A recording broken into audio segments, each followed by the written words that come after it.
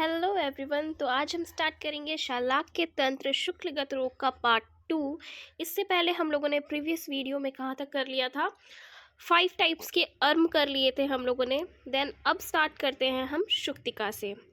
शुक्तिका श्यावः स्युः पीशित निभाषचा बिंदवो ये शुक्त्याभा शीत नयने च शुक्ति संज्ञः। नेत्र के श्वेत भाग पर श्याव वर्ण के मांस सदृश जल शुक्ति के समान आभा लिए बिंदु हो जाते हैं, उसे हम शुक्तिका कहते हैं। क्या बोला है? नेत्र के श्वेत भाग पर। कहाँ पे? नेत्र के श्वेत भाग पर। कैसे? श्याव वर्ण के मांस सदृश, श्याव वर्ण के मांस सदृश जल शुक्ति के समान। किसके समान? जल शुक्ति के समान क्या हो जाते हैं? बिंदु हो जाते हैं। उसे हम क्या बोलते हैं? शुक्तिका बोलते हैं। ये पैतिक साध्य यानी पित्तज साध्य व्याधि है। फिर इसके बाद आता है वाग्भट ने क्या बोला है? वाग्भट बोलते हैं कि पित्त के कारण शुक्ल भाग में श्वेत, श्याव वर्ण और पीत वर्ण के बिंदु हो जाते हैं। सारा श्वेत भाग मैल से ढके दर्पण की तरह प्रतीत होता है। क्या बोला है इसमें? कि मैल से ढके दर्पण के तरह प्रतीत होता है। इसमें दाह एवं वेदना होती है तथा रोगी अतिसार, प्यास और ज्वर से पीड़ित रहता है। किससे?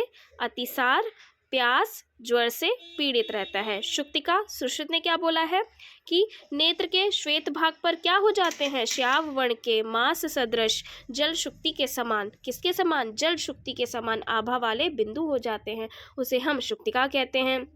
वाग्भट क्या बोलते हैं कि पित्त के कारण शुक्ल भाग में क्या होता है? श्वेत, श्याव वर्ण और पित्त वर्ण के बिंदु हो जाते हैं। और ये जो श्वेत भाग है वो कैसा हो जाता है? मैल से ढके दर्पण की तरह प्रतीत होता है।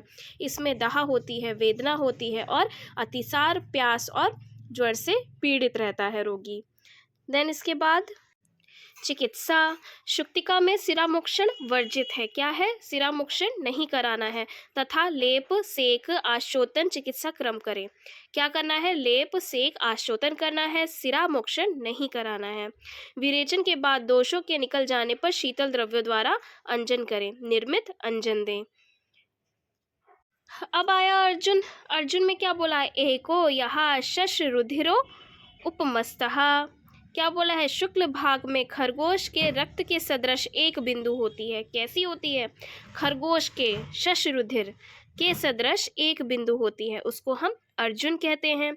कैसी होती है? शुक्ल भाग में खरगोश के रक्त के सदृश एक बिंदु होती है, उसे हम अर्जुन कहते हैं। अब इसमें ले लेते हैं कि एक खरगोश है, उसका नाम क्या रख दिया? अर्जुन। तो शशरुधिर अर्जुन, शशरुधिर अर्जुन।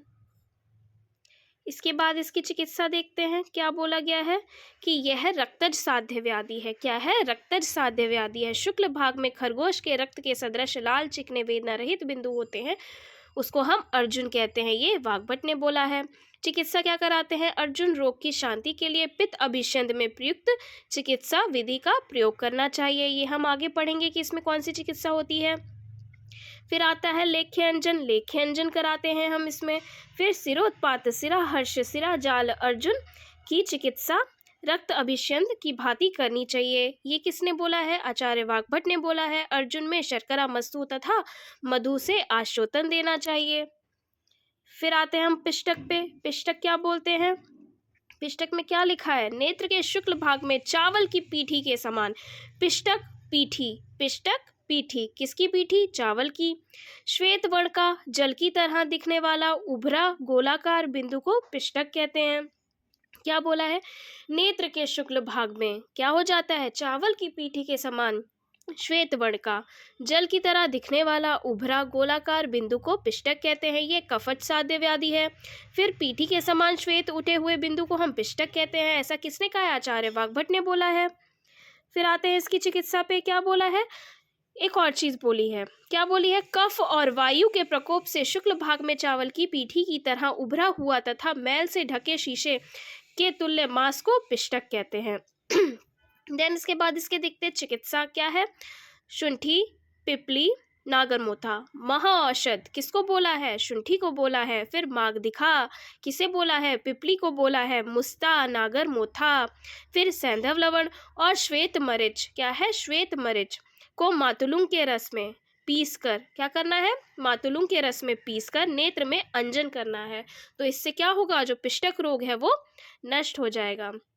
क्या क्या है, महाऔषध, मागधिका, मुस्ता, सैंधव, किसमें, श्वेत मरीच, ठीक है, और श्वेत मरीच को मातुलुंग के रस में पीस कर क्या करना है, अंजन करना है, जिससे पिष्टक नष्ट हो जाएगा।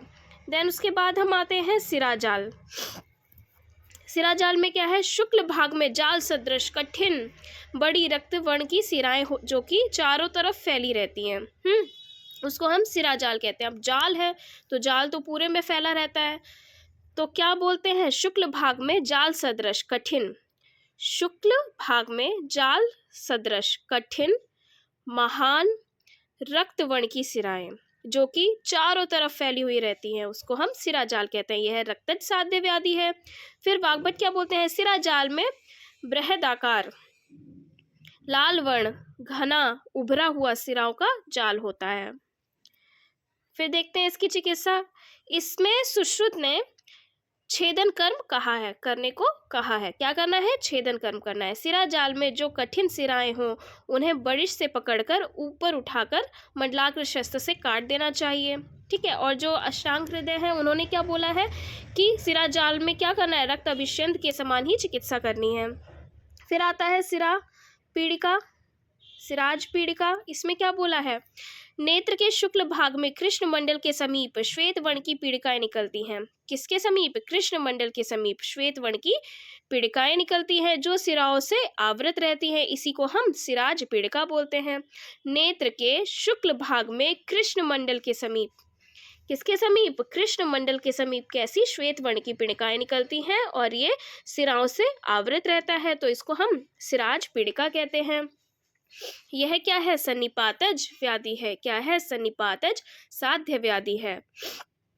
चिकित्सा क्या बोली है, सिराज पीड़िका यदि औषध उपचार से ठीक ना हो, ठीक है, औषध से अगर वो ठीक ना हो तो अर्म के समान मंडलागार शस्त्र से छेदन कर देना चाहिए। अब जो अर्म में चिकित्सा बताई गई है वो हमने प्रीवियस वीडियो में कवर किया है कि उसमें कैसे चिकित्सा करनी है, कैसे छेदन कर्म करना है। तो अगर आपने वो नहीं देखी है वीडियो जाके तो आप प्लीज़ देखिए, मैं आपको डिस्क्रिप्शन में लिंक मिल जाएगा। इसमें चिकित्सा क्या बताई है, सिराज पीड़िका यदि औषध उपचार से ठीक ना हो तो अर्म के समान मंडलाग्र शस्त्र से छेदन कर देना चाहिए। ओके, ये हमने पढ़ लिया है। फिर उसके बाद आ गया बलास ग्रथित। बलास ग्रथित में क्या बोला है, नेत्र के श्वेत भाग में जल के बिंदु के समान, कैसा, जल के बिंदु के समान, सीते अंबु बिंदु तुल्य, कांसे की आभा वाला, कांस्य आभो, वेदना रहित कठिन ग्रंथि को हम क्या बोलते हैं, बलास ग्रथित बोलते हैं। यह क्या होता है, कफज साध्य रोग होता है। इसकी चिकित्सा देखते हैं क्या बोला है इसमें। इसमें बोला है कि सबसे पहले क्या कराना है, हमें शरीर का शोधन कराना है, फिर अंजन का प्रयोग करना है, शोधन करा के अंजन का प्रयोग करना है। हमने सबसे पहले क्या पढ़ा था, प्रस्तारी अर्म। प्रस्तारी अर्म कैसा था, त्रिदोषज था। उसमें क्या चिकित्सा करना था, छेदन कर्म करना था। जितने भी हमारे अर्म है 5 प्रकार के, उन सभी में क्या करना है, छेदन कर्म करना है। प्रस्तारी अर्म है त्रिदोषज, शुक्ल अर्म है कफज, लोहित अर्म रक्तज, अधिमासज अर्म त्रिदोषज, स्नायु अर्म त्रिदोषज। देन इसके बाद आया शुक्तिका। आज हमने देखा शुक्तिका में क्या है, पित्तज है, दोष प्रधानता, और क्या है, ये अशस्त्र कृत्य है। इसमें 3 अशस्त्र कृत्य हैं। कौन कौन से, शुक्तिका, अर्जुन, पिष्टक। शुक्तिका, अर्जुन, पिष्टक क्या है, अशस्त्र कृत्य।